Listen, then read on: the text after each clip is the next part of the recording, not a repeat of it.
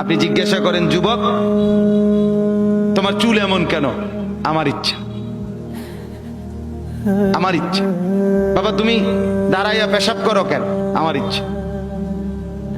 বাবা তুমি সারা দিন সারা রাত মোবাইল টিপো কেন? আমার ইচ্ছা। তুমি মেয়ের পিছনে ঘোরো কেন? আমার ইচ্ছা। সারা রাত উলঙ্গ ছবি দেখো কেন? আমার ইচ্ছা। তোমারে কখনো এক ওয়াক্ত মসজিদে নামাজ পড়তে দেখি না কেন? আমার ইচ্ছা, আমার ইচ্ছা। বাবা আপনি প্রত্যেক দিন ব্যবসায় ওজনে কম দেন, মিথ্যা বলতেছেন কেন? আমার ইচ্ছা, আমার ইচ্ছা, এটা আমার মন চাইছে। বোন আপনি পর্দা করেন না কেন? আপনি এরকম বেপর্দা চলেন কেন?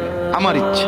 আমার শরীর, আমার দেহ, আমার যৌবন, আমার পাউডার, আমার ফেয়ার এন্ড লাভলি, আমার মেকআপ বক্স, আপনার কিতা?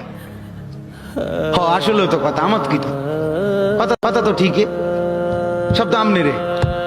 আমার ইচ্ছা, আমার রূপ, আমার যৌবন, আমার দেহ, আমার শরীর, আমি রাস্তায় দেখাই নলে বাজারে দেখাই, মার্কেটে দেখাই নলে রেস্তোরাঁয় দেখাই, আমি জওয়ানকে দেখাই নলে বুড়াকে দেখাই, আপনার সমস্যা কি?